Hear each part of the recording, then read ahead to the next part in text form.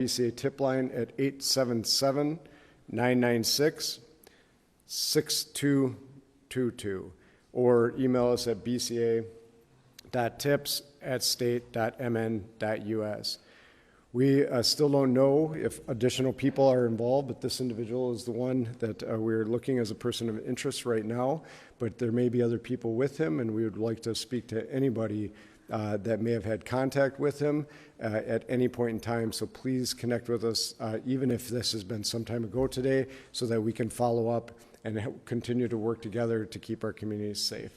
And we, as the commissioner noted, we'll take some questions at the end. But again, we are seeking the assistance of the public in locating him.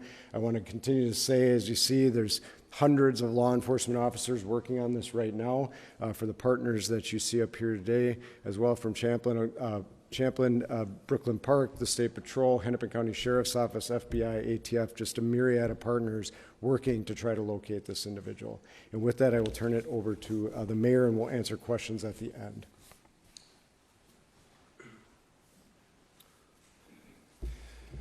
So hi, my name is Winston, Mayor of the City of Brooklyn Park. First, I want to extend my prayers to the Hoffman family, but also to the Hortman family as well.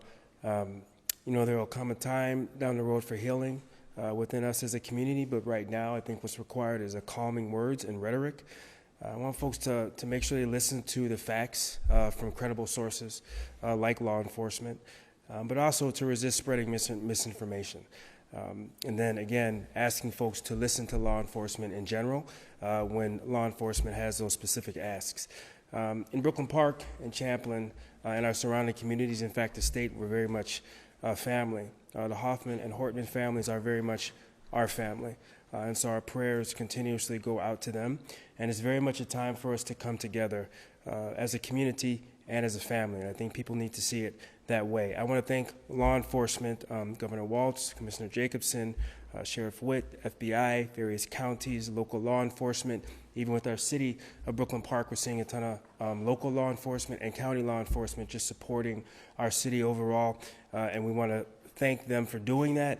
They're dedicated to keeping us safe and to securing justice. I would say to support them again, if you have information, there'll be information behind me. Please share that information. And again, please look and listen for valid information and share that. There will be a time to come together, and I think specifically for the city of Brooklyn Park and within our area, there'll be a time where we come together and we work through what we're going through now as a community. But I want to say this. You know, this individual did this to instill fear into our community, but they also wanted to create a distinct and singular point of view. When I listed all of that law enforcement coming together, that was really us as a state, as a community, from all different walks of life, coming together to work on what's happening.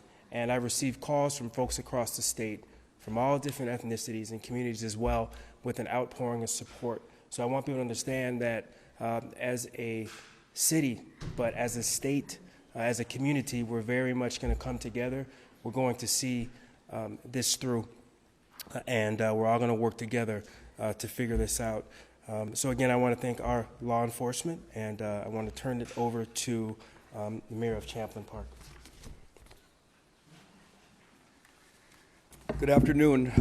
My name is Ryan Sabis, Mayor of Champlin, and on behalf of the City of Champlin, our police department, and our City Council, I want to extend a heartfelt thoughts and prayers to Senator John Hoffman and Representative Melissa Hortman and their families.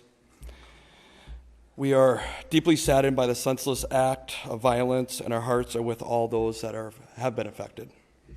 Our police department is working close partnership with state, local, and federal agencies to pursue this active investigation. We are incredibly grateful for their swift and responsible professional response and for the collaboration of commitment of every officer involved.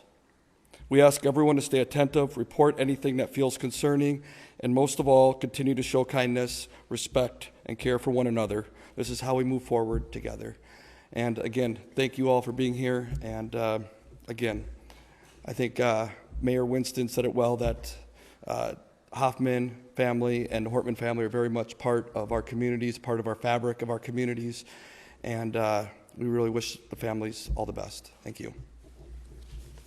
As folks have said, we'll take a few questions. Please don't forget to, in your first question, introduce yourself, your immediate organization with whom you're with, and if you have a question for a specific individual, call that out. Thank you. For Myra from Fox 9, do you have an update on Senator Hoffman's condition? The question was, do we have an update on Senator Hoffman's condition? We don't at this time. The last information we had is that he was out of surgery and was in stable condition at that time, but that certainly experienced significant injuries, so we'll have to continue to monitor that.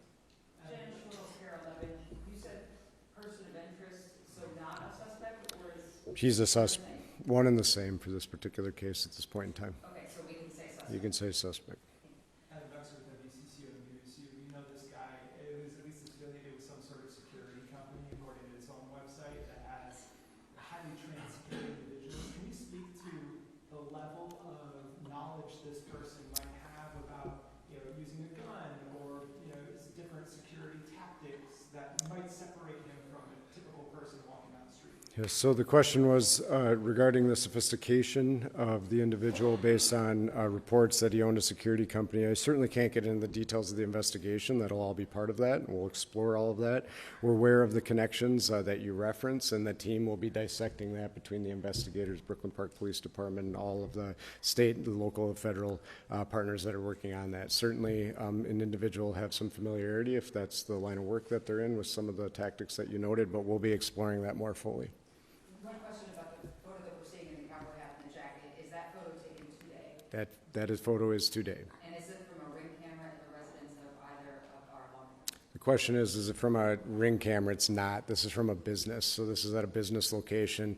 And there, we believe, as noted, that we believe he's was still in at this time. He was in the Twin Cities area, and that we are continuing to work and follow up on that. We believe he's working to potentially flee the area, and so that's why we're sharing that with that information now, so that we can safely apprehend him. Is there a way that you're in touch with the TSA? I know Governor Walz has been in contact with federal agents, as you have mentioned with the FBI. Yep. Are airlines, seeing his picture so he doesn't board a plane? So the question is, are we in contact with TSA? We've been in contact with all of the federal authorities that are relevant to this investigation. We will continue to be. Are you able to share the time or location that photo was taken today? The question is, can I share the time and location? This was this morning when this was taken. It was in the city of Minneapolis. That's at this point, I think, all that we can share as we work to follow up on that. Are there any surveillance or ring camera video from either of the residents where the shootings take place? The question is, there's surveillance or ring camera. We do have various video from different locations. I don't want to get into specifics as part of the active investigation, but there is video that has been obtained by the investigators. Can you talk about some of the other locations that you guys are working on, Green Isle, maybe at 49 Fremont and Minneapolis? So, yeah, we can. The question is, can we talk about some of the other locations? Because our teams are very active as part of an active investigation, I can't talk about the specifics. What I will tell you is the two locations you noted in Minneapolis and in Green Isle, they are related to this investigation and the follow-up that the teams are doing. I'm going to give Ellen, I'm sorry, we're going to give it to Ellen, and then we're going to have one more question. Can you talk a little bit more about the manifesto and what kind of motivation there might be?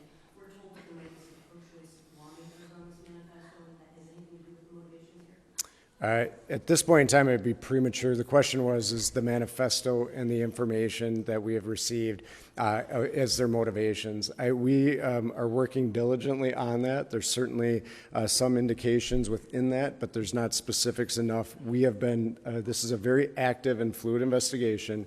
Throughout the day, as you've been waiting, and these teams have been out working out in the field, and they have been gathering more documents and information. So it would be premature for me at this point to really say exactly what the motivation might be from these writings, but we will be continuing to work on that and provide that information when we're able. Did they know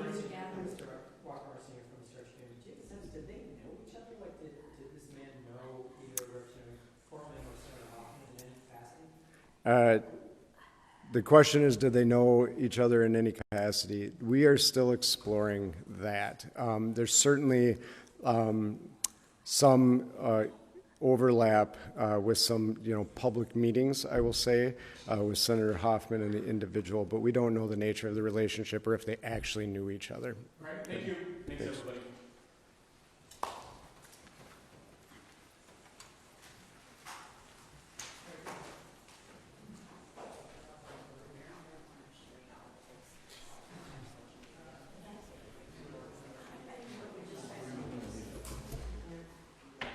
Guys, we're going to leave these slides up and cycle through them for a little bit so you can get better angles on them. We're also sharing these on our social media sites.